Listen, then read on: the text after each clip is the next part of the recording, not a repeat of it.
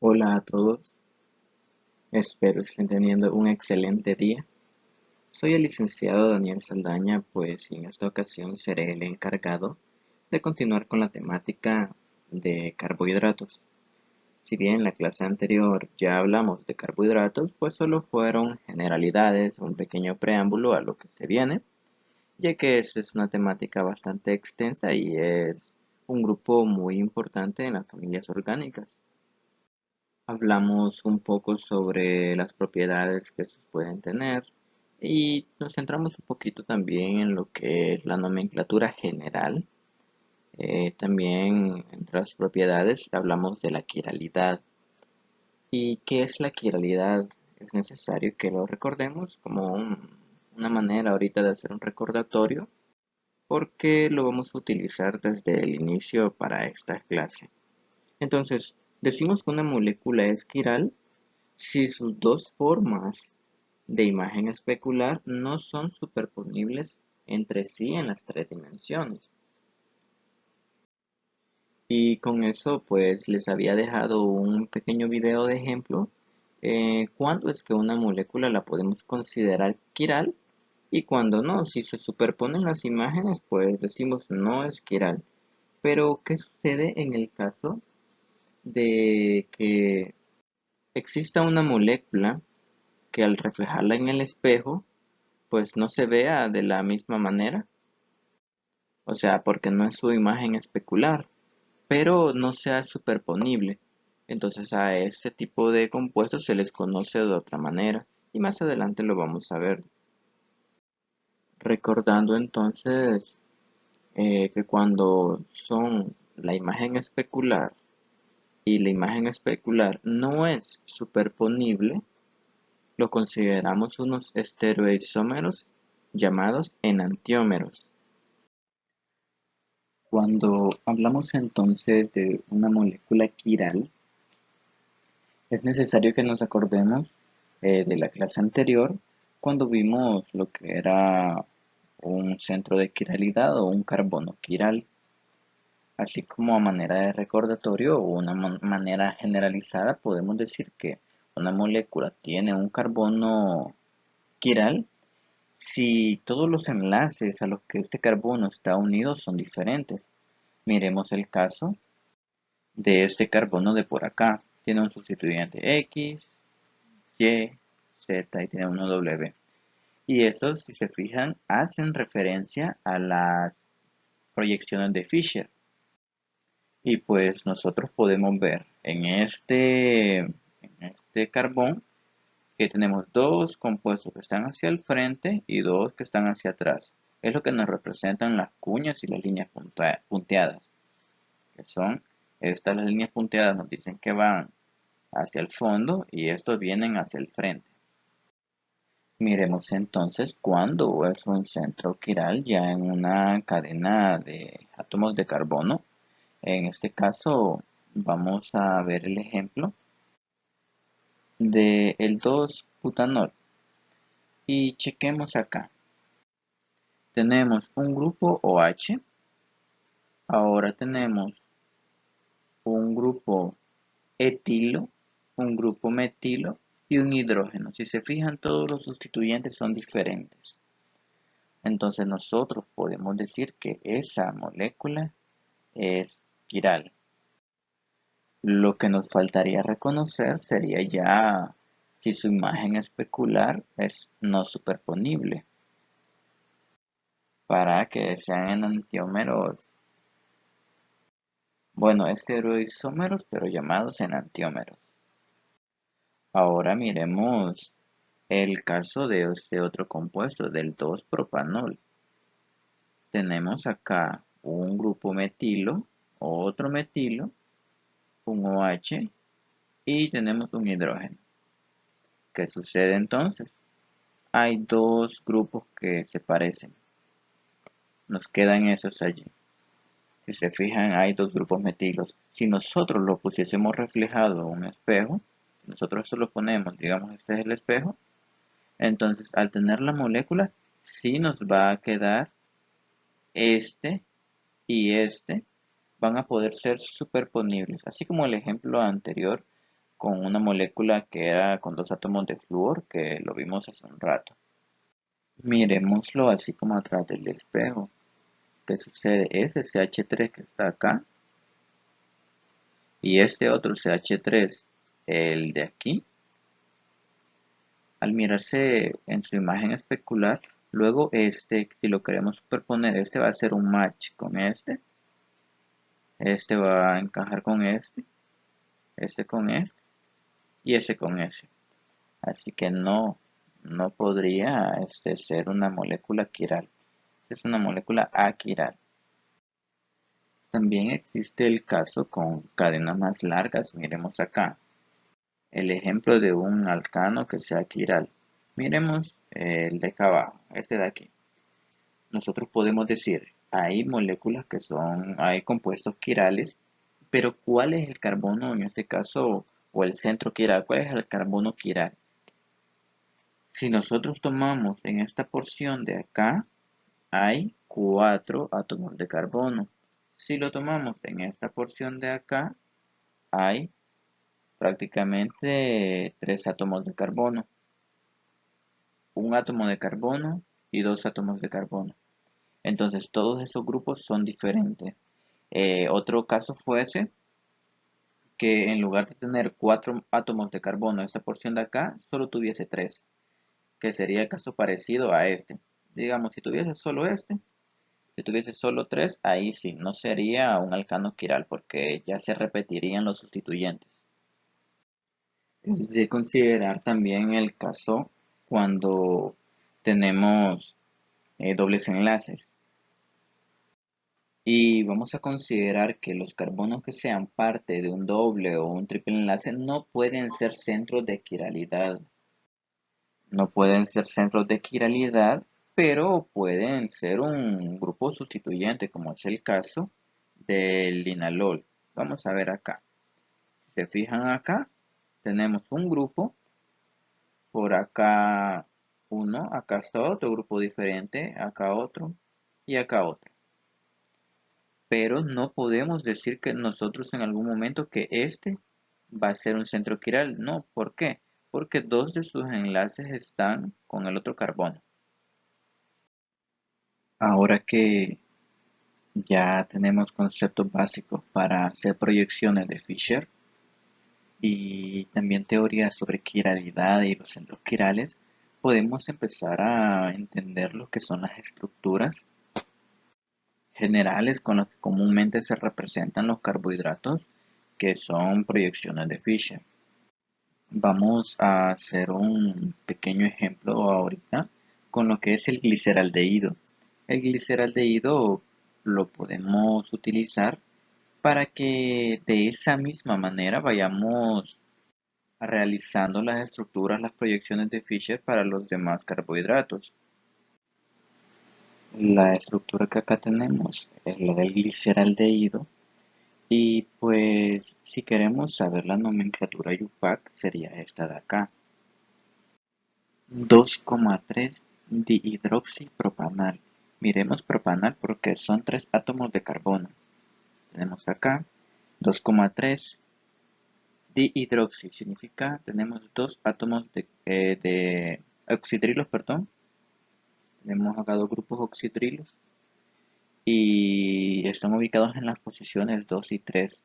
Recordando que cuando tenemos grupos funcionales prioritarios, ellos tienen prioridad de numeración. O sea, tenemos 1, 2, 3. Porque este tiene un grupo formilo. Entonces nosotros podríamos llamarlo, como está allí, 2,3 dihidroxipropanal. Recordemos la terminación esa por ser un aldehído. Es una nomenclatura sencilla de aldehídos y cetonas. Podemos nombrarlo de esa manera. Pero ahora las peculiaridades que nos trae la nomenclatura de carbohidratos es que existen nombres comunes para cada carbohidrato, o al menos algunos monosacáridos, ya sean cetosas, sean aldosas, y dependiendo la cantidad de átomos de carbono, que sean biosas, tetrosas, triosas y entre otros. Entonces, si bien la nomenclatura la podemos hacer como que si fuese aldehídos y cetonas, existen otros tipos de nomenclatura que nos van a ayudar a conocer la configuración espacial, incluso orientadas ya en un plano 3D, porque hasta el momento nosotros lo tenemos en un plano bidimensional. O sea, nosotros sabemos solo las posiciones, pero no sabemos si uno está al frente, otro está hacia afuera del plano.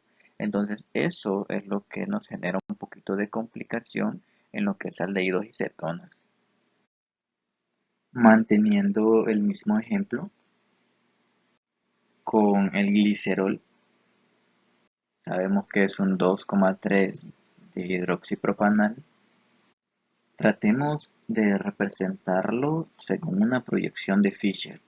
¿Y qué nos dice las reglas para poder hacer una proyección de Fisher? Los centros de quiralidad tienen que quedar en una forma de X. O sea, tenemos que hacer ahí una cruz. En realidad una cruz. Una forma de cruz.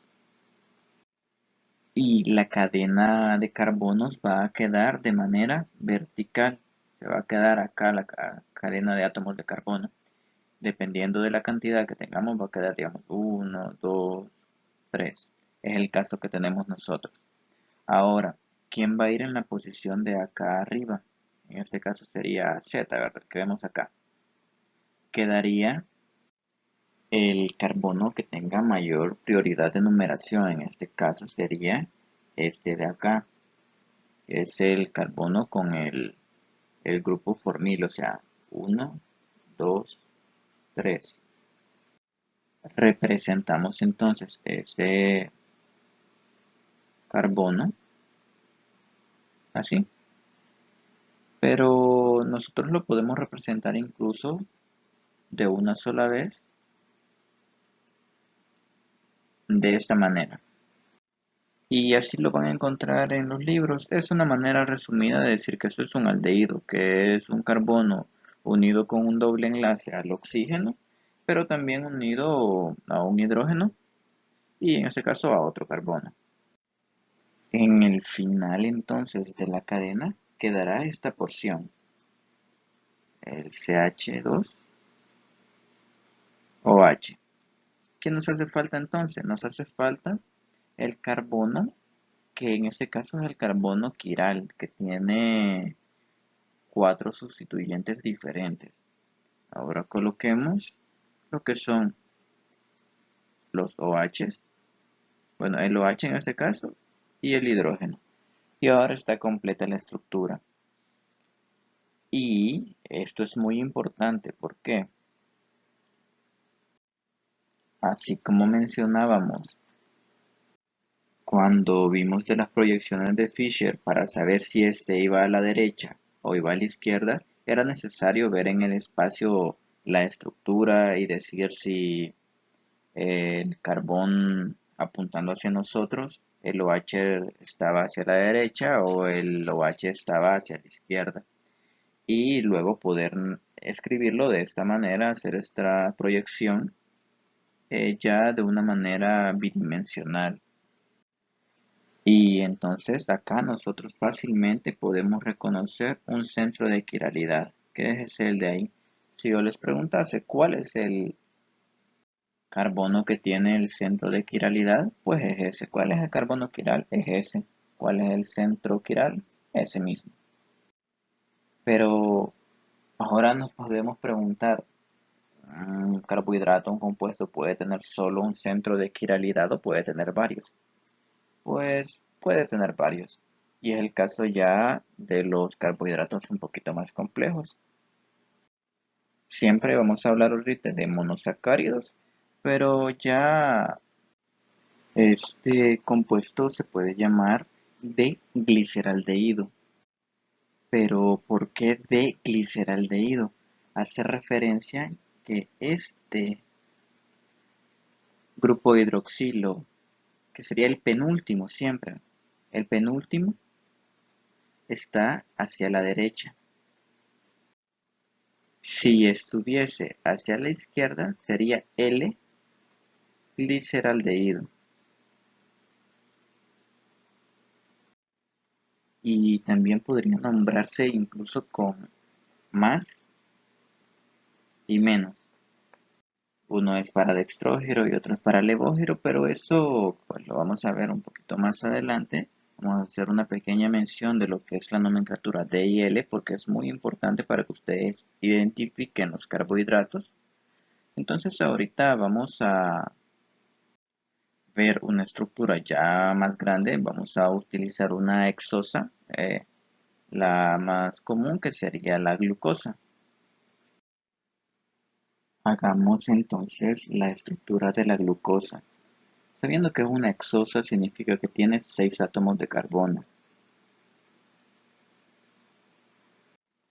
En el carbono 1 entonces tendría el grupo formilo. Lo vamos a representar de esta manera. Recordemos que es esto nada más.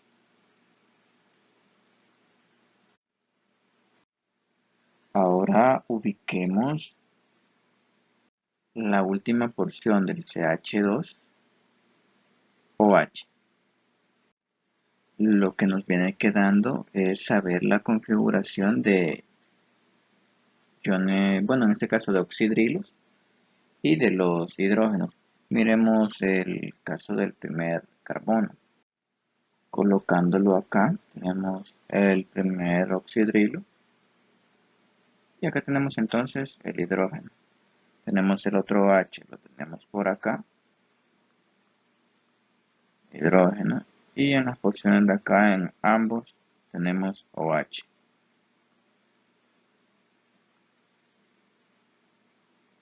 Ya tenemos nuestra estructura, nuestro diagrama de Fisher, pero ¿cómo sabemos nosotros cuál va hacia la derecha, cuál va hacia la izquierda? Pues contemos los átomos de carbono. Tenemos carbono 1, 2, 3, 4, 5, 6. Hemos cumplido con que sea una hexosa. Ahora nos queda revisar si existen centros quirales. En este caso, vamos a chequear primero el carbono 2. Tenemos ese carbono. Esta porción de aquí es diferente a toda esta porción. Y estos de acá son diferentes. Entonces, si lo ponemos en un espejo, pues no pudiese ser superponible. Porque si ahora tratamos de colocar esta estructura sobre esta, pues miren, este OH se va a superponer sobre este hidrógeno. Entonces, podemos decir que es un carbono quiral. ¿Por qué? Porque no se logran superponer de una manera perfecta. O sea, si hiciesen match, si quedara, digamos, el hidrógeno con su hidrógeno, el oxidrilo con su oxidrilo, pero no, ahí queda la imagen especular, no es superponible. Entonces, esos son los carbonos quirales. Lo mismo va a suceder con el carbono 3. O sea, tenemos este centro quiral, tenemos este de acá, tenemos este otro de acá y este otro de acá. Entonces tenemos 4 centros quirales y se reconocen de la misma manera que lo hice anteriormente. Entonces ahora para saber cuántos estereoisómeros existen, es necesario conocer los carbonos asimétricos. O sea, el carbono asimétrico, cuando se le llama carbono asimétrico, algunas literaturas así lo mencionan, es el mismo carbono quiral. Teniendo el caso de eso que es una aldoxosa, que es la glucosa, y así como les mencioné anteriormente, que si el penúltimo, estaba el OH hacia la derecha, significa que es D, de glucosa.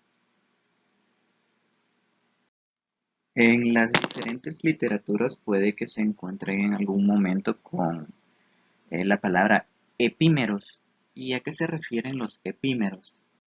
Es cuando existe una diferencia en la configuración, pero de un solo átomo de carbono ya sea el carbono 2, 3, 4. Se tiene que ser un carbono asimétrico con respecto a la estructura original. Por ejemplo, tenemos la glucosa y ahora tenemos un epímero de la glucosa en el carbono 4. Entonces vamos a decir, tengo un epímero en el carbono 4. Significa que el carbono asimétrico o el centro quiral que va a cambiar va a ser el del carbono 4. Si esa es la estructura de la glucosa, es la misma, y dice que en el carbono 4 vamos a hacer el cambio. Entonces sería empezar a contar 1, 2, 3, 4. Hacemos entonces el cambio, ponemos acá lo que es el OH y ponemos acá lo que es el hidrógeno. Ahora, solo por ese cambio de configuración que tiene en el carbono 4, va a recibir el nombre de galactosa. Pero como tenemos acá el penúltimo carbono está hacia la derecha, SOH sería la de galactosa. Diferente fuese si yo hiciera un epímero en otro carbono. Por así decirle, vamos a hacer un epímero que en el carbono 2. Hagamos un epímero del carbono 2.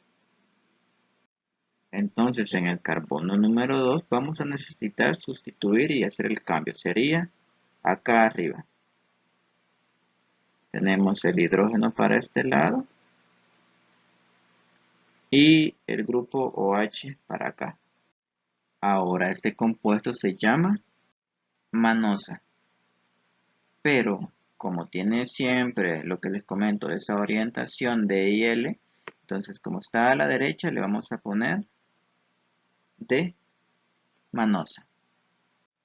Y si yo quiero conocer cuántas estructuras de estas puedo hacer, digamos, estereoisómeros, ¿verdad? Estereoisómeros de la glucosa. Nosotros queremos saber cuántos estereoisómeros podemos formar.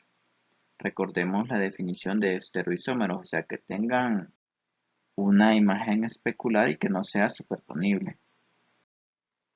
Ahora bien, si nosotros queremos determinar la cantidad, en este caso, de estereoisómeros que se pueden tener de una estructura, por ejemplo, en el caso de la glucosa, queremos saber nosotros la cantidad de estereoisómeros, utilizamos esta formulita 2 a la n, donde n significa el número de carbonos quirales.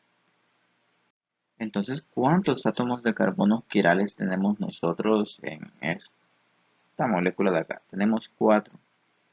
2 a la 4 sería igual 16 si no me equivoco. Entonces existen 16 compuestos que se pueden formar. Ahí podemos tener nosotros 8 de la serie D y 8 de la serie L. ¿Quién nos da la serie D y la serie L? Recordemos que es el penúltimo.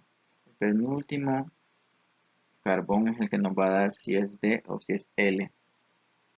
Entonces, si nosotros queremos formar, digamos, vamos a formar ahí un estereoisómero y vamos a representarlo de esta manera.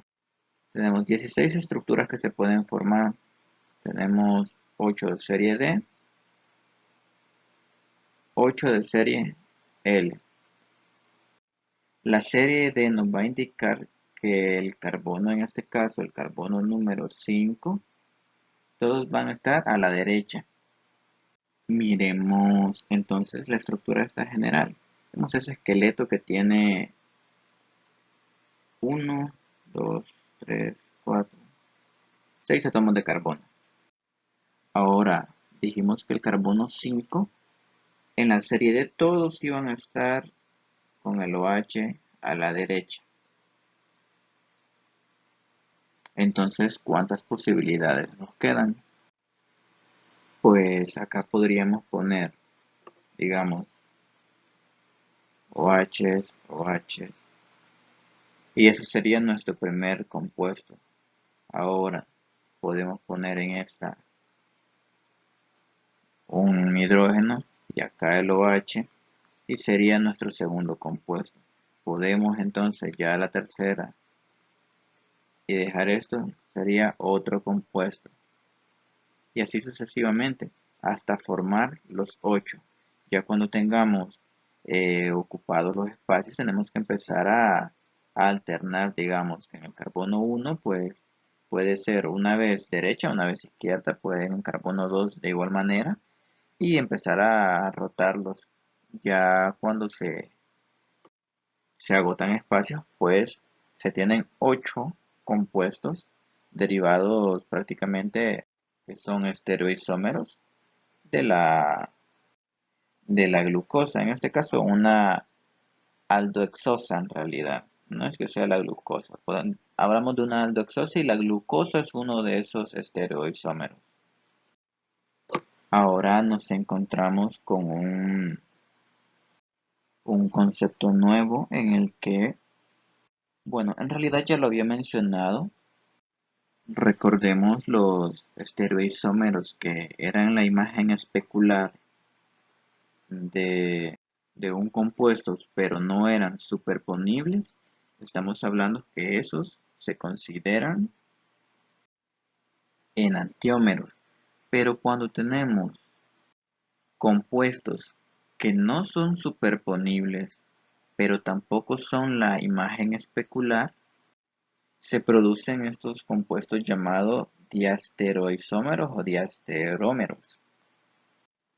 Entonces es el caso ya de estos compuestos, ya los carbohidratos que tienen varios centros quirales, nosotros no podemos decir que solo existe la imagen especular.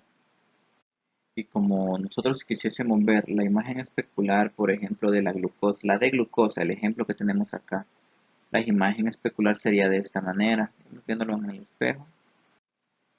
Esa es la imagen especular de la glucosa. Entonces podemos relacionar este carbono de acá, perdón, el grupo SOH, el oxidrilo, con este de acá. Tenemos este hidrógeno de por aquí con el oxidrilo ahí y este otro acá. ¿Qué sucede ahora si tratamos de superponerlo en su imagen real? Sería esta. Pues no se puede. ¿Por qué? Porque este de acá ya no coincide con este. Este de acá ya no coincide con este. Lo mismo sucede con este de acá. Ya no coincide con este de aquí. Y este ya no coincide con este de acá. Pero acá me falta, me he comido yo un oxígeno, que es el que va. No, perdón, un hidrógeno, ese está bien, el de acá. Acá me he comido un oxígeno. Entonces, ya esa imagen especular no coincide, no logra hacer match. Entonces, nosotros decimos que es un enantiómero porque cumple con la definición. O sea, la imagen especular no es superponible. Entonces, si tenemos que la imagen especular no es superponible, es un enantiómero. Ahora hablemos del caso de los que no son la imagen especular. Y lo vamos a hacer aquí sencillo en el mismo ejemplo. Pasemos únicamente este OH para acá. O sea, de nuevo, como que si la imagen no le afecta, o sea, porque ahorita no vamos a tomar en cuenta como que sea una imagen especular. Ahora, ¿qué sucede? ¿Es el mismo compuesto? Claro que sí. Pero ya no es la imagen especular. Ahora tratemos de superponerla, toda la molécula, a ver si hace un match. Miremos, esta parte de acá, pues sí se puede poner. Ahora vamos con el centro quiral este. Podemos poner este hidrógeno, sí, se puede poner encima. Este grupo OH se puede poner ahí, sí se puede poner. Pero ahora miremos la otra porción carbonada. Toda esta porción de acá. Miren dónde va ubicado ese OH, donde van ubicados estos hidrógenos. Ya no son superponibles. Ya no son superponibles. Entonces, ¿cómo se le llama a ese tipo de compuestos que no son superponibles, pero no son la imagen especular? O sea, sí es el mismo compuesto, pero no es la imagen especular. Pues allí están los diastereoisómeros o diasterómeros. Y cuando uno de estos diasterómeros Digamos, por ejemplo, tenemos el ejemplo de que glucosa y podemos tener manosa al mismo tiempo, o podemos tener altrosa, difieren únicamente en un átomo de carbono, o sea, de un centro quiral. El centro quiral ese o está el oxidrilo a la derecha o está a la izquierda. Y eso es todo, y a eso se les conocen como epímeros. Entonces los epímeros podemos decir que son configuraciones de diasterómeros en un carbono. Pero eso sí, hay que indicar en qué átomo de carbono es que se está generando el epímero. O sea, porque hay que identificar el estereocentro, o sea, el carbono quiral. Ahora hablemos del sistema de notación DIL con el sistema o las reglas de Kahn, Ingold y Perlow, que son las que se utilizan para darle prioridad a los sustituyentes. Claro, los sustituyentes unidos a un átomo de carbono. Y en base a esas prioridades, creo que a lo largo de las clases hemos venido conociendo distintos grupos funcionales y la prioridad que unos tienen sobre otros. Y haciendo uso de las proyecciones de Fisher, pues recordemos, las proyecciones de Fisher las podemos representar de una manera bidimensional, en una manera de una cruz, o podemos usarlo con carbono, utilizando el carbono quiral de una manera tetraédrica, y pues se obtienen este tipo de proyecciones donde los que están las cuñas rellenas son hacia enfrente del plano y el que está punteado significa que ese átomo de hidrógeno está hacia el fondo del plano. Pero ¿y entonces qué significa R y S? Pues no vamos a adentrar en el por qué en algún momento se utilizó ese tipo de nomenclatura o de notación en realidad, pero sí nos va a ser necesario para que nosotros empecemos a comprender a dónde se encuentran orientados en el espacio si nos da una nomenclatura de R y S, porque lo que nos indicará serán las posiciones de los grupos sustituyentes. Miremos el caso de este ejemplo del butanol. Miremos el que está por acá. Ahí lo podemos observar. Y voy a hacer una correlación de este con este de acá. Es el mismo. Fijémonos que es un carbono quiral. Sus sustituyentes son diferentes todos. Vamos a colocar entonces el átomo que tenga menor prioridad va a ir hacia el fondo. En este caso es el hidrógeno. Si se fijan, él se ha ido hacia el fondo. Ahora nos ha quedado de esta manera. Chequemos acá. Es prácticamente lo mismo, solo que el hidrógeno este es como que esté al fondo, esté yéndose hacia el fondo. Lo mismo nos indica esa línea punteada, pero ahorita solo para visualizar el giro que se tiene que hacer para entender la notación R y S, para que un compuesto sea, o bueno, un carbono quiral sea R, tiene que haber un sentido en el giro horario. Tiene que ser un giro de sentido horario para que sea R. Y si es antihorario, va a ser S. ¿Y por qué R y S? Pues es de notación de latín. R se utilizaba por la palabra rectus, que significaba derecho, y sinister, que sería izquierdo. Por eso la S. ¿Y qué es lo que consideramos entonces para saber en qué sentido va el giro? Pues la prioridad de los sustituyentes. Cuando ya lo tengamos de esta manera, nosotros necesitamos hacer girarlo. No lo vamos a hacer girar 90 grados, tenemos que hacerlo girar en un sentido de 180 grados.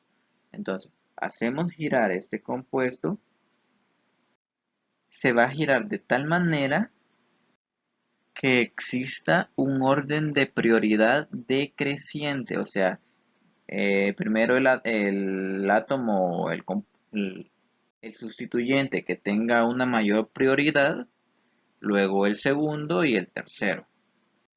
Entonces miremos acá. Ahí tenemos el orden de prioridad. Tenemos que el orden de prioridad, el primero sería el grupo OH. Entonces, siguiendo este ejemplo, tenía 1. Tenemos el otro que es el grupo etilo, sería el grupo 2. Ahora tenemos el grupo metilo como grupo 3.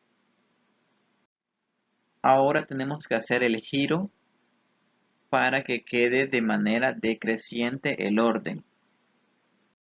Entonces iniciamos con el OH, que es el que tiene la mayor prioridad, y seguimos por el segundo en prioridad, que sería el grupo etilo. Ahora continuamos con el tercero en prioridad, que sería el grupo metilo. Significa que este está en sentido antihorario, es S. Por eso es que está acá nombrado de esa manera, si se fijan, S2-butanol. Lo que nos dice es, esa S es con respecto al carbono de allí. El carbono de allí nos dice que la estereoquímica de ese carbono es con un giro antihorario. Ahora chequemos el ejemplo de este de acá, de la par.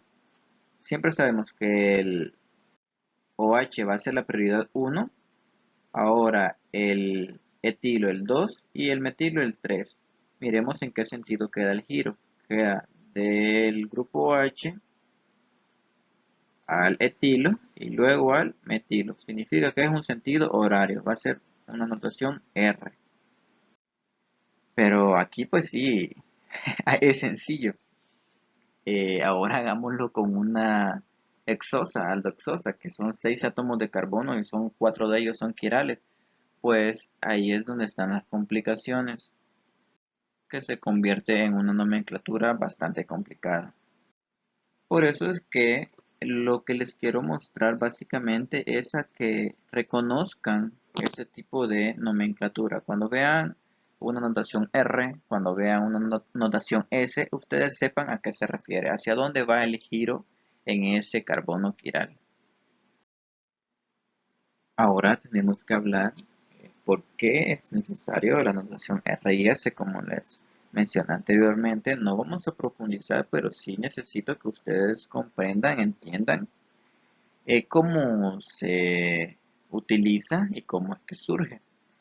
Entonces acá la notación R y S, ya vimos que significaba R si va en sentido horario y S si va en sentido antihorario.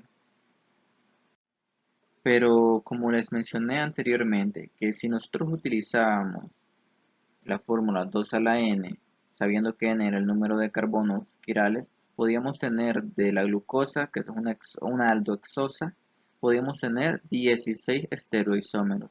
Y nombrar 16 estereoisómeros de manera común es un poquito complicado. Entonces, ¿cómo hace la UPAC para nombrarlos? Pues nombra cada centro quiral y a cada centro quiral le da una notación ya sea R o una notación S. Miremos el caso entonces de la glucosa. Tenemos que es un pentahidroxihexenal, hexanal. Estamos hablando de 6 átomos de carbono. Aparte de los 6 átomos de carbono, tenemos 5 grupos hidroxilo. Tenemos uno acá, 2, 3, 4, 5. Ahora bien, necesitamos decir cómo es que están orientados estos OHs. Cómo es que están orientados para nombrarlo de una manera YUPAC. Entonces allí es donde se utiliza la terminación, bueno, en realidad la notación RS. Vamos a enumerar carbono 1, 2, 3, 4, 5, 6.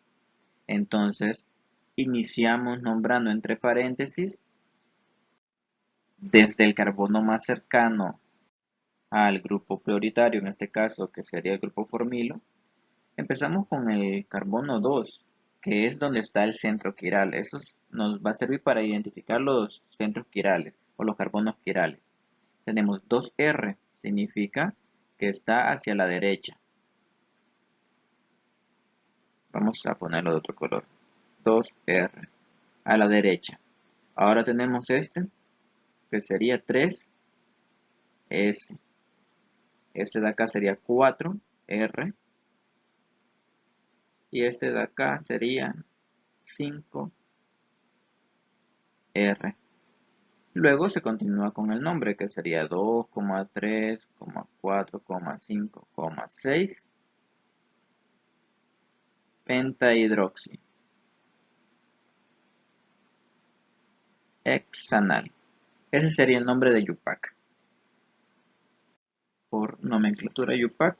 Sin embargo, es un nombre bastante extenso y pues sí podemos nombrarlo de esa manera, pero se utiliza también este otro tipo de nomenclatura común en la que nosotros nombramos, pues en este caso estas aldoxosas con nombres ya establecidos en los que cada OH tiene su posición definida, pero siempre tenemos el sistema D y L. ¿Por qué no lo acepta Yupac entonces D y L? Porque solo hacen referencia a un centro quiral, que sería este de acá. Y como solo se hace referencia a ese centro quiral, Yupac considera que es un nombre incompleto, entonces por eso es que no se utiliza. Ahora la notación D y L nos ayuda en las proyecciones de Fischer para identificar el último carbono quiral, en este caso el carbono 5, hacia dónde tiene ubicado su grupo OH, sea a la derecha, sea a la izquierda. Si está hacia la derecha, pues así como es el caso de esta, se le coloca D. Si es a la izquierda, se le coloca L. ¿Pero qué significa D y qué significa L? Pues D nos hace referencia a dextro rotatorio y L a levo rotatorio. ¿Y qué es dextro rotatorio? Pues en el sentido de las agujas de reloj. Es prácticamente lo que nos decía R y S. Podemos prácticamente casi que comparar que esta D sea R. Entonces tenemos que considerar que ese D y esa L solo nos hace referencia al carbono ubicado acá, a ese de allí. No es que todos estén hacia la derecha o todos estén hacia la izquierda, no, solamente es el último. Y por eso es que Yupac considera que el nombre estaría incompleto si solo colocásemos D o si colocásemos L. Ahora para hacer como un pequeño resumen, ya que entendemos qué son los centros de quiralidad, qué son estereoisómeros, qué son enantiómeros. Ahora ya conocemos cuándo se le conoce a algún compuesto como diasterómeros o enantiómeros. Miremos acá aldopentosas y aldoxosas. Miremos el caso de estas aldopentosas que están por acá, esta tablita. Miremos que tienen 3 centros de quiralidad o carbonos quirales, son estos de acá. Ahora, si nosotros queremos saber la cantidad de estereoisómeros que tenemos, recordemos 2 a la n. ¿Cuántos centros quirales serían? 3, que sería 8. Entonces tenemos que tener 4 de la serie D y 4 de la serie L. Esos 4 de la serie D los tenemos acá, fíjense. Y los 4 de la serie L, pues ahí están. Ya las aldoxosas, pues como anteriormente mencionamos un ejemplo con la glucosa, esas tienen 16 estereoisómeros que pueden ser formados. Chequemos entonces acá la cantidad que hay de aldohexosas. Tenemos que hay 8 de la serie D y tenemos las otras 8 que tendrían que ser de la serie L. Ahora, miremos esto de la serie D, pues miremos el carbono de acá, 4 van a estar a la derecha y 4 a la izquierda. Ahora en esta de acá, 2 a la derecha, 2 a la izquierda, y esta de acá pues solo puede estar a la izquierda o a la derecha. Y esos son los estereoisómeros formados a partir de una aldoxosa. Ahora hablemos de las cetosas. Si bien hemos estado tocando más a detalle las aldosas, es porque tienen como una mayor importancia y hay una mayor cantidad de aldosas. Sin embargo, las cetosas también están presentes y pues son importantes en biosíntesis, en metabolismo de carbohidratos superiores. Y por ejemplo, tenemos algunas de las cetosas más comunes como la fructosa, la cilulosa, la ribulosa. Y pues de estas, las más comunes de las cetosas que se conocen son las que tienen en el carbono 2 el grupo carbonilo. Si se fijan, por ahí está. Y pues adelantando un poquito, vamos a ver lo que es ese tipo de formación, porque es representar los carbohidratos de esta manera, casi como un ciclo. Se hace un ciclo a través de un enlace llamado acetal. Pero lo vamos a ver a más detalle cuando toquemos las configuraciones de Haworth. Como una pequeña antesala a lo que es la configuración o las estructuras de Haworth, pues vamos a estudiar lo que es el enlace o esa formación de acetales o hemiacetales, cuando se forman estos grupos. ¿Y cómo es un enlace o qué es un hemiacetal? Bueno, tomemos de referencia que tenemos una cadena nosotros de átomos de carbono de un carbohidrato, ¿verdad? Tenemos esa fórmula. Ahora nosotros tenemos varios grupos OH, tenemos un OH acá, otro OH acá, digamos, suponiendo que tuviésemos OH, tenemos varios. ¿Y qué sucede con esos? Existe la posibilidad que quieran reaccionar acá, haciendo una adición nucleofílica. Entonces, esa adición nucleofílica de un alcohol al grupo carbonilo va a producir el hidroxiéster, que es el hemiacetal. ¿Por qué hemiacetal? Hemiacetal nos va a hacer referencia, miremos acá la reacción de acá arribita, que al tener nosotros un aldehído, reacciona con un alcohol. Este alcohol es el que proporciona intramolecularmente nuestra misma estructura. Digamos, este es el aldehído y acá viene la estructura y nos provee del OH en esta posición. Supongamos entonces que se va a formar acá. Se va a formar ese hidroxiéter, el hemiacetal. Entonces, en una posición va a quedar siempre la cadena R, que es la cadena perteneciente al alcohol, y por otra parte va a quedar el OH. Si en ambos casos hubiese R, un sustituyente sería un enlace acetal, pero si este carbono queda unido a un OH y a un oxígeno que tenga unido un sustituyente, una cadena, o sea, un éter, entonces eso es un hemiacetal. Más adelante vamos a ver lo que es esa reacción en la que se forman acetales a partir de hemiacetales. Es así entonces como se forman los diversos ciclos y las configuraciones llamadas configuraciones de Haworth.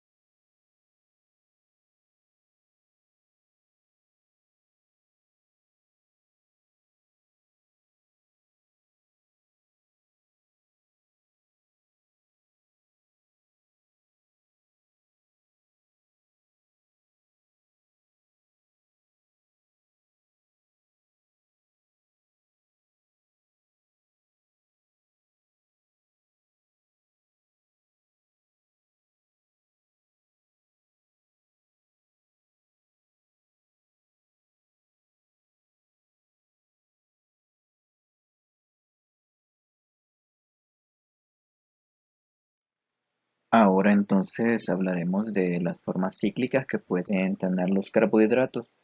Ya vimos las configuraciones, las proyecciones de Fisher en las que los miramos de una manera lineal, bidimensional, pero existen también las proyecciones de Hubbard en las que se utiliza una manera cíclica para representar los carbohidratos. Algunos carbohidratos en la naturaleza se ven mucho más estables en su forma cíclica, mediante el enlace acetal o el hemiacetal que se forma, así como lo vimos en la reacción anterior, ya que los carbohidratos tienen en su estructura un grupo carbonilo y al mismo tiempo tienen un OH, así que, bueno, varios OHs, pero tienen uno que en particular les permite formar un ciclo mediante una adición nucleofílica. Y aquí vamos a entrar en otro concepto llamado carbono anomérico, que será prácticamente que el mismo carbono del grupo carbonilo, pero este nos va a ayudar a formar el enlace acetal o el hemiacetal. ¿Cómo? Ya que tenemos este grupo carbonilo allí, necesitamos que se forme un enlace. Para que sea un hemiacetal tiene que tener el carbono en una porción un R y en la otra porción, perdón, tiene que tener un O, R y en la otra porción tiene que tener un OH. Entonces este carbono de acá lo puede formar. Puede venir y unirse con este de acá para formar el OH y que a él solo le quede ya unirse a un OH. Pero ¿qué sucede? Este hidrógeno entonces se perdería porque no pueden quedar los dos OH ahí. Entonces uno de esos debe ser un grupo saliente. Ahora entonces miremos cómo se hace la formación. Este carbono de acá es el carbono anomérico. Miremos si cumple con el enlace hemiacetal, pues está unido a un OR, que es el que viene de la cadena, es la parte de acá, si se fijan, la colita de la cadena que se ha unido ahí, pues está el OR, está bien. Y ahora tenemos que está unido también a un OH. Entonces sí, cumple con la función esa de formar un enlace, bueno, un hemiacetal en realidad. No es que sea un enlace, sino que es la formación de un hemiacetal. Y ese carbono, el carbono numérico, ahora es el nuevo centro de quiralidad. Puede estar en configuración cis, puede estar en configuración trans. Aquí hay que recordar, bueno, vamos a hacer la mención de que cuando tengamos en una proyección de Fisher estos OHs hacia la derecha, en una proyección de Hubbard van a ir hacia abajo. Si se fijan, acá están. Cuando estos hidrógenos vayan a la izquierda, van a ir hacia arriba. Miren, acá están.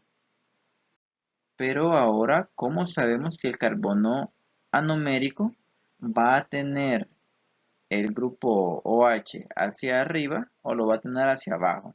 Y por eso es que está la notación alfa y beta. Si el grupo hidroxilo está hacia abajo, le vamos a llamar alfa. Y si está el grupo de hidroxilo hacia arriba, le vamos a llamar beta. Eso es en el carbono anomérico. Antes que se me vaya a escapar, comentarles que sí existe alfa y tenemos beta, pero la notación D y L se mantiene.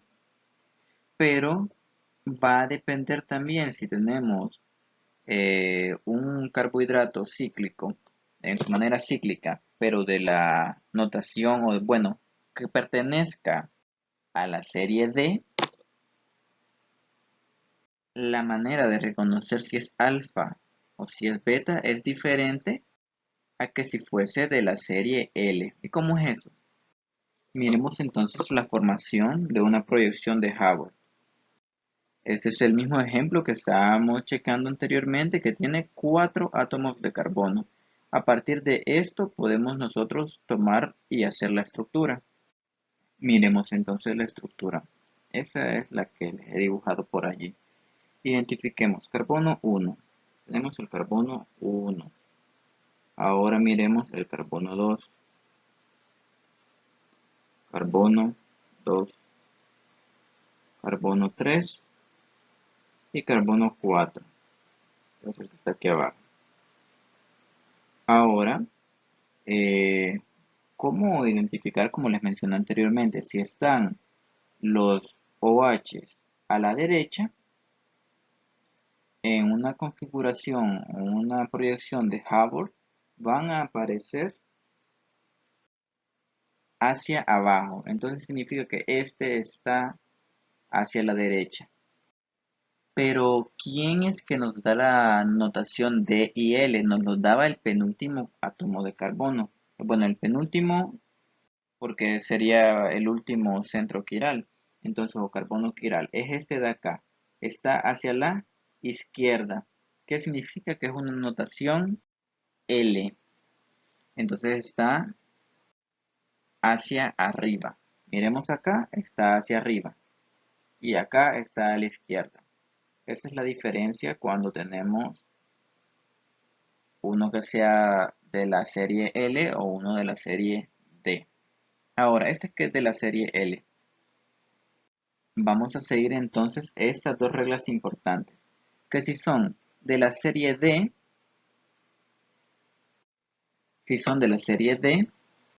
el carbono anomérico va a ser alfa si el grupo de hidroxilo está hacia abajo. Estamos hablando del carbono anomérico, el grupo de hidroxilo hacia abajo en una serie D significa que sería alfa. Y en una serie L va a ser alfa cuando el grupo OH esté hacia arriba. Contrario entonces sería para una serie D cuando esté hacia arriba el OH será beta, y en una serie L cuando el OH está hacia abajo es beta. ¿Qué es lo que podemos ver acá? La literatura nos dice que sí, es un carbono anomérico beta. Si se fijan, no es que nos dice beta, el mismo nombre nos dice beta. ¿Por qué? Porque el OH va hacia abajo, pero porque es una serie L. Si fuese una serie D, sería alfa. Y acá para aprendérselo pueden usar este pequeño esquema, donde las flechas se unen, o bueno, apuntan para el mismo sitio, son alfas. Y en las que están en sentidos opuestos, son beta. Y no es que estén en sentidos opuestos, sino que apunten hacia la misma dirección. Digamos, estas dos de acá apuntan hacia el mismo sitio en específico, pero estas últimas de acá no apuntan hacia este lugar. Estas de acá no apuntan hacia acá, están apuntando hacia afuera. Y si nos preguntamos que es difícil hacer una conformación, una proyección de Hubbard, pues no. Si queremos utilizar una proyección de Fisher y luego convertirla en una proyección de Hubbard, necesitamos solo tener en cuenta que se pueden formar anillos furanosas o anillos de piranosas.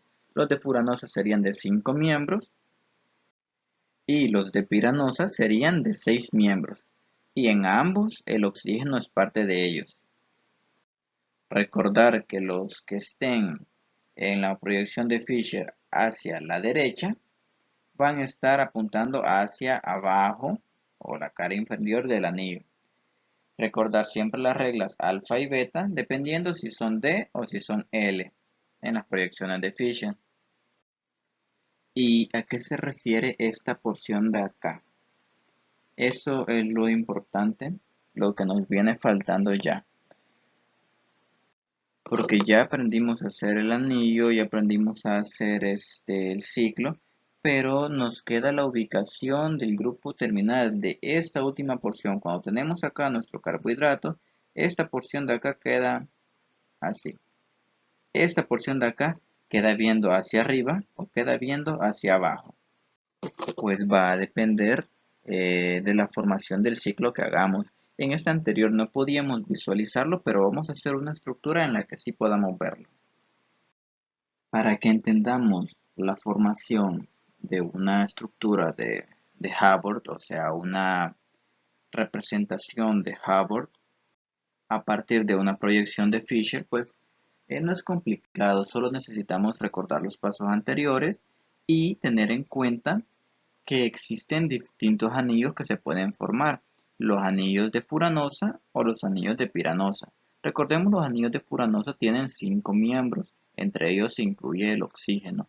Entonces, ¿qué sucede si nosotros quisiésemos hacer un anillo de 5 miembros? Pues eh, con este OH de acá, si nosotros lo hiciésemos, podemos tener un miembro, 2, 3, 4, 5, pero nos sobra un carbono. Entonces, ese carbono necesita un rearreglo, porque si se fijan nosotros y quisiésemos unir ese grupo carbonilo con este OH de acá, se nos complica. ¿Por qué? Porque ya no se formaría un anillo de 5 miembros, sino uno de 6 miembros. Sería con una estructura de un anillo de piranosa, no sería de furanosa. Entonces necesitamos que se dé como un reordenamiento espacial. Entonces se hace un giro en el carbono 4, se hace un giro de 120 grados en sentido contrario a las manecillas del reloj. Entonces logramos hacer que este OH se posicione acá, cerca del grupo carbonilo. Y eso va a permitir que se dé la formación del hemiacetal, que es lo que podemos observar acá. Ya ha rotado, ya se rotó el enlace. Bueno, en realidad se rotó la configuración espacial del carbono y ahora podemos tener este OH cerca al grupo carbonilo para formar este ciclo entre ellos dos. Pues se forma ahí un hemiacetal. Es lo que podemos ver acá. Ya tenemos un hemiacetal formado. Ahora solo tenemos que conocer nosotros a qué serie pertenecía. Como es de ribosa, significa que para que sea alfa, vamos a tener que tener en el carbono anomérico, este de acá, el grupo oxidrilo hacia abajo. Y para que sea beta, el grupo oxidrilo hacia arriba. ¿Y esto por qué? Porque pertenece a la serie D. Y sí, existen también eh, formaciones de ciclos de 6 miembros, recordando que el anillo de 6 miembros pues ya es uno de piranosa.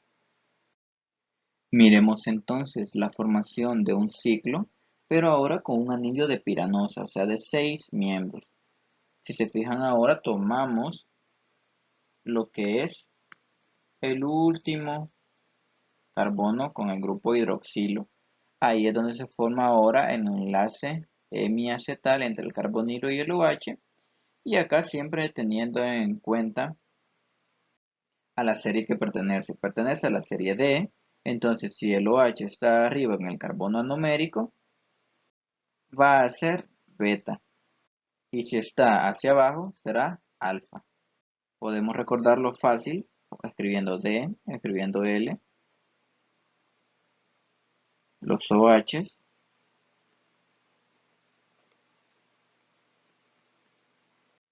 Y los que les comenté anteriormente, si estas apuntan hacia el mismo plano, son alfa. Y si apuntan en sentidos contrarios, son beta. Entonces tenemos que si en la serie D está apuntando hacia arriba, es beta. Miremos acá, se cumple en esa estructura. Está apuntando hacia arriba y es una serie D, entonces es beta. Caso contrario, si está apuntando hacia abajo, es alfa. Así como vimos anteriormente que hay algunas aldopentosas que pueden formar tanto anillos de piranosa y de furanosa, también las aldohexosas pueden ser capaces de formar tanto los anillos de furanosa como anillos de piranosa, tanto en sus conformaciones alfa y sus conformaciones beta. Todo va a depender en qué posición es que se origine el ciclo. Es similar cuando se formaban con las aldopentosas, pero queríamos formar un grupo de furanosa, pero acá vamos a formar grupos de piranosa, podrían ser también de furanosa. Pero miremos el caso este con 6 miembros para un anillo de furanosa. Vamos a utilizar entonces ese carbono de acá, ese de allí. Vamos a unirlo con el carbonilo para formar un enlace. Bueno, para formar un compuesto, un miacetal ahí y formar un enlace. Entonces ahora necesitamos hacer un rearreglo para que este OH de acá pueda quedar cerca de el grupo carbonilo y así tengan la orientación adecuada hacia el anillo, porque si se fijan, el OH este está hacia afuera del plano, está hacia el fondo. Miren eso, está punteada. Necesitamos que quede cerca acá en este plano para que pueda unirse y formarse el anillo. Y es lo que se hace acá con la rotación. Esa rotación nos permite que el OH ya quede en el mismo plano y ahora pueda darse la unión y la formación del hemiacetal. Ahora, ¿qué es lo que necesitamos? Es conocer si será alfa o será beta. Entonces, recordando lo mismo que les mencioné anteriormente, serían alfa si está hacia abajo el OH en la serie D y son beta si está hacia arriba en la serie D. Pero ahora, ¿cómo reconozco yo si son D o si son L? Solo con ver la estructura. O sea, si yo no tuviese el nombre, yo digo esta parte de acá, yo no lo conozco. No conozco ni ese ni ese de acá. Entonces, si yo quiero decir que son D, veo esta porción de acá, que es lo que nos mencionaba anteriormente. Si es D, va a estar, que es esta porción terminal, va a estar hacia arriba. Y si es L, va a estar hacia abajo. Se va a ver como por acá en el ciclo. Acá va a entrar la colita eso. Y acá va a estar CH2OH. Va a estar adentro. O sea, hacia abajo en realidad. Si está hacia abajo significa que es L. Pero si está hacia arriba, así como nos aparece acá, es D. Eso con respecto a esta porción terminal. Y las cetonas no son la excepción. Así como las aldosas, las cetosas también pueden formar hemiacetales cíclicos. Entonces, la única diferencia será que el carbono anomérico va a tener una sustitución de un grupo carbonado, o sea, de un carbón. ¿Por qué? Porque es la formación de la cetona. Miremos entonces la estructura acá para que la entendamos mejor. Tenemos esta porción de acá que sí tiene un grupo oxidrilo, está un OH ahí, pero tenemos la cetona acá en esta posición. Entonces necesitamos formar el ciclo justo aquí y esta porción de acá, ¿a dónde se ubica entonces? Esa debe ser colocado en posición alfa o beta porque este es el carbono anomérico. Lo que sustituye entonces, toda esta porción sería al hidrógeno que pertenece en el caso de las aldosas. Entonces miremos acá cómo es que queda la conformación ya ahora en una proyección de Haworth. Y siguiendo el mismo ejemplo anterior, si queda el grupo OH hacia arriba en una serie D, es beta. Si queda el grupo OH hacia abajo en una serie D, es alfa. Eso se mantiene de igual manera incluso con cetonas. Bueno, en realidad cetosas. Para ciclos de 6 miembros, pues existe una forma tridimensional que estos adoptan, que es similar a una silla, un sillón, entonces por eso se le suele llamar conformación de silla. Y pues este tipo de anillos nos ayuda a tener también otra visualización de lo que son las conformaciones de Hubbard o lo que es las proyecciones de Hubbard. Entonces, ¿cómo es que se forman estas configuraciones o conformaciones de silla? Vamos a tomar de ejemplo acá estos esquemitas que están por este lado de acá. Está, está sencillo, ¿por qué? Porque solo necesitamos nosotros visualizar que cada punto significa un átomo de carbono. Entonces tenemos un ciclo de 6 miembros, bueno, en realidad un miembro del ciclo, perdón, no es un átomo de carbono, es un miembro del ciclo. Entonces en este caso, esos 4 puntos nos indican los 4 carbonos que permanecen en el plano, o sea, los que están en el ciclo. Ahora necesitamos agregar el carbono superior y el carbono inferior. Pero como ya tenemos estas líneas paralelas, solo necesitamos agregar un carbono superior por acá y unirlo. Y necesitamos agregar un carbono inferior por acá y unirlo. Y esa es una configuración, una conformación de silla. Si se fijan, es el mismo resultado de acá. Pero ahora tenemos la particularidad que si nosotros queremos comparar estos dos enlaces de acá, este de acá y este de acá, son paralelos también. Tenemos estos otros de acá que dibujamos inicialmente que eran paralelos. Y cuando tenemos, digamos, en una conformación de silla, un sustituyente hacia arriba, se le llama axial. Y si está hacia un lado serían ecuatoriales. Pero ¿y cómo hacemos estas configuraciones? Pues ya a partir de una estructura, una proyección de Hubbard. Pues ahorita lo veremos. A manera de ejemplo, para que sepamos que existe este tipo de conformación también de las conformaciones de silla, pues vamos a pasar de una configuración de Fisher hasta una de silla, pasando por la de Hubbard, porque la de Hubbard lo que nos ayuda es a formar un ciclo de 6 miembros y las configuraciones de sillas aplican para ciclos de 6 miembros.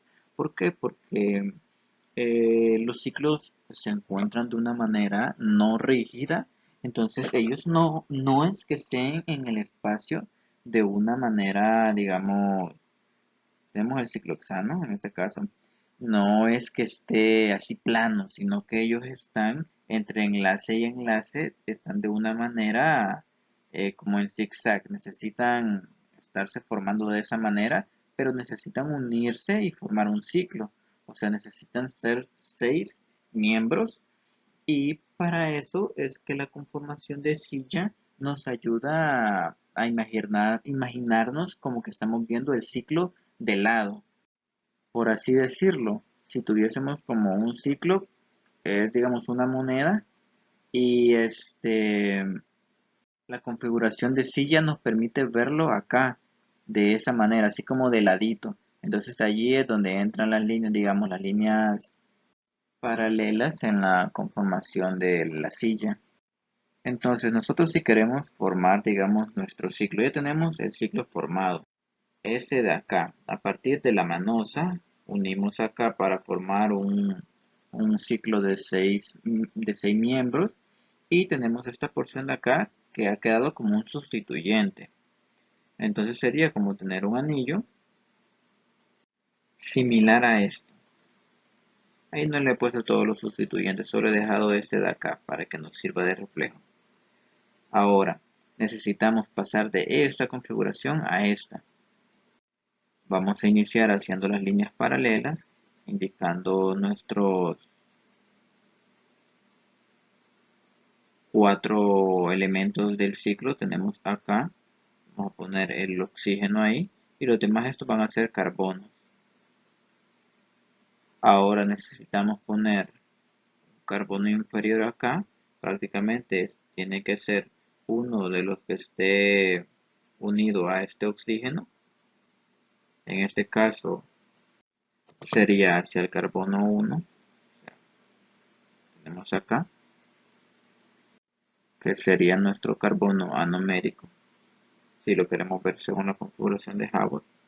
Ahora necesitamos colocar nuestro carbón en esta posición y unir con los enlaces.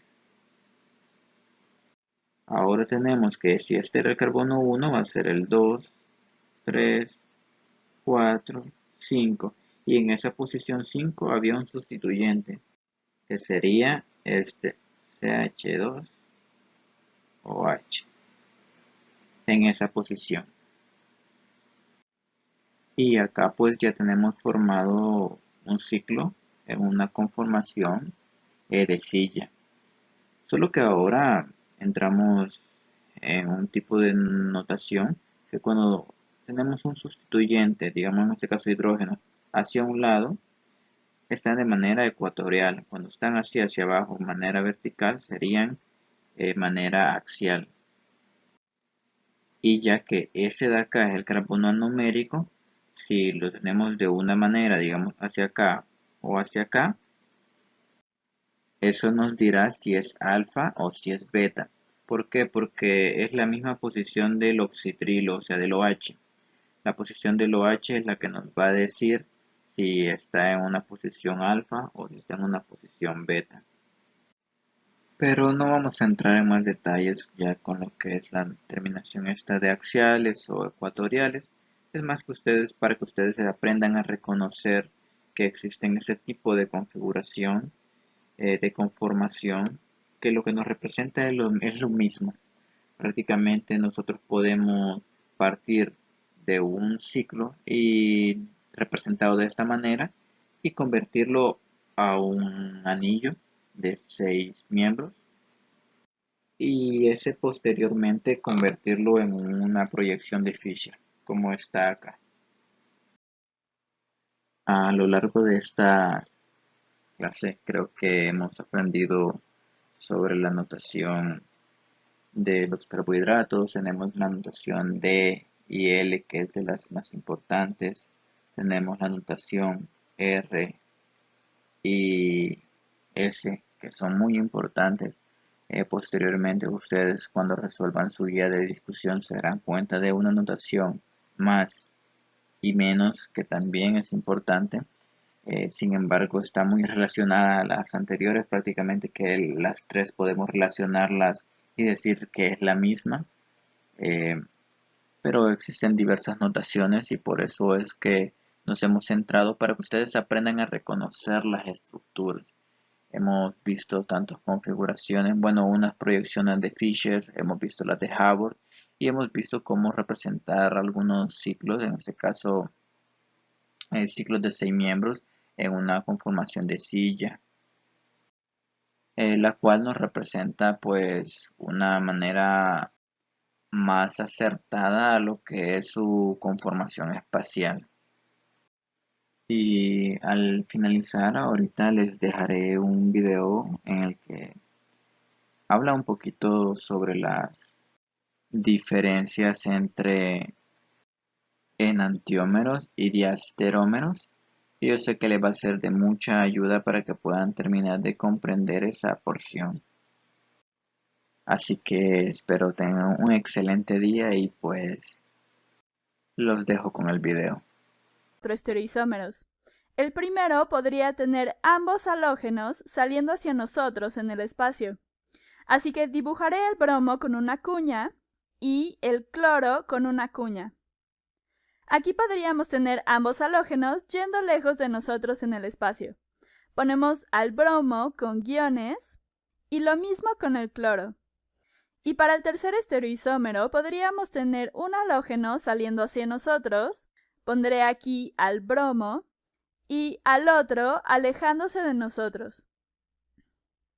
Para el último podemos dibujarlos al revés. Ponemos al bromo alejándose de nosotros y al cloro saliendo hacia nosotros.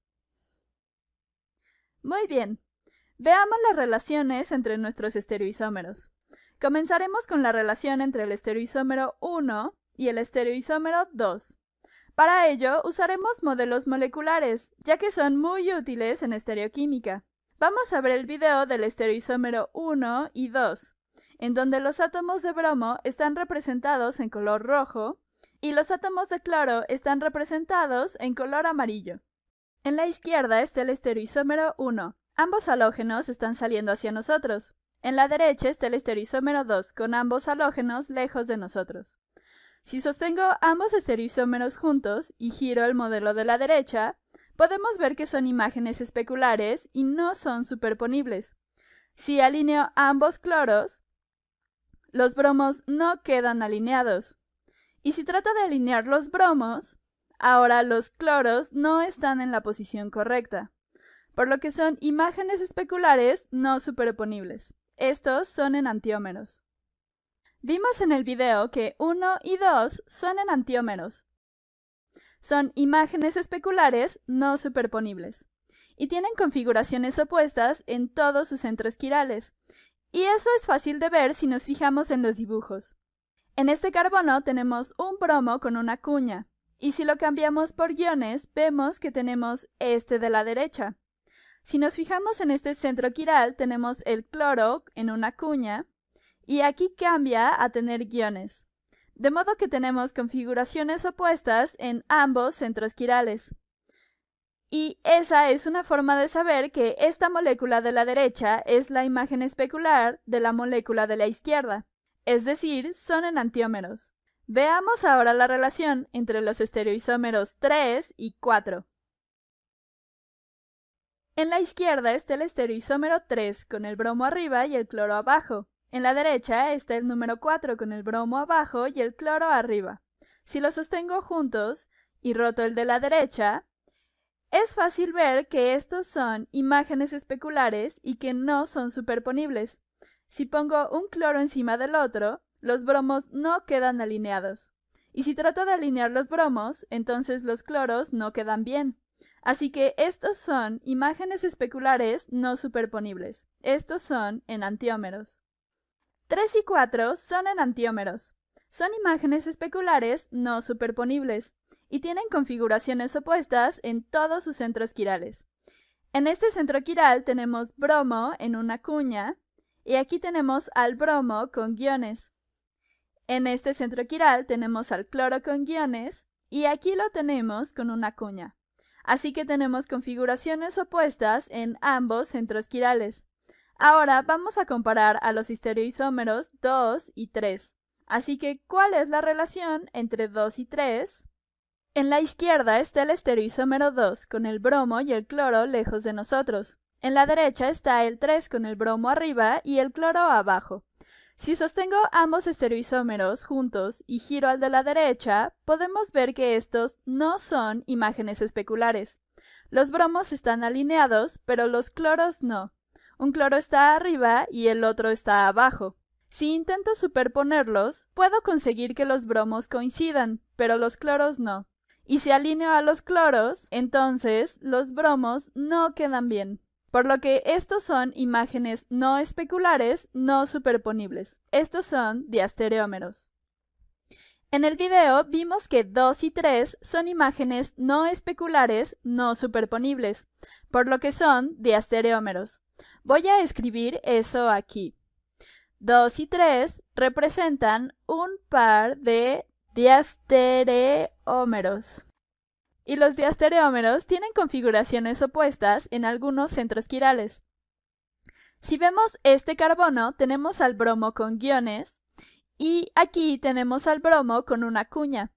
Estas son opuestas, pero si nos fijamos en este, tenemos al cloro con guiones y aquí tenemos al cloro también con guiones, de modo que es lo mismo. Así que solo tenemos una configuración opuesta en un centro quiral.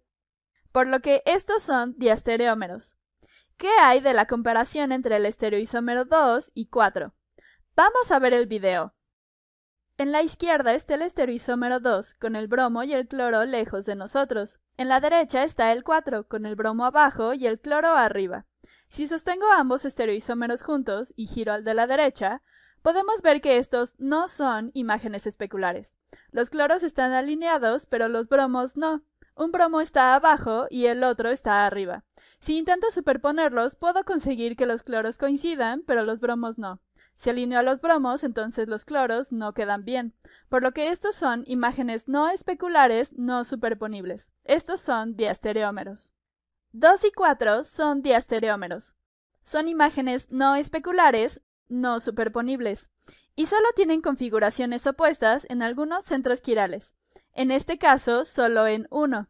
Si vemos este centro quiral, tenemos al bromo con guiones, y aquí tenemos al bromo también con guiones. Son iguales. Si nos fijamos en este, tenemos el cloro con guiones, y aquí tenemos al cloro con una cuña, de modo que tenemos una configuración opuesta en un centro quiral, por lo que 2 y 4 son diastereómeros. Vamos a comparar los estereoisómeros 1 y 3. Pensemos ahora en 1 y 3. Para este no necesitamos un video, creo que ya le entendimos bien a esto. Si nos fijamos en este carbono, tenemos al bromo con una cuña, y en este carbono tenemos al bromo con una cuña. Es la misma configuración. En este carbono tenemos al cloro en una cuña, y en este tenemos al cloro con guiones. Son opuestos. Así que solo tenemos una configuración opuesta en un centro quiral, por lo que 1 y 3 son diastereómeros uno del otro, y es igual para 1 y 4. Esos también son diastereómeros uno del otro.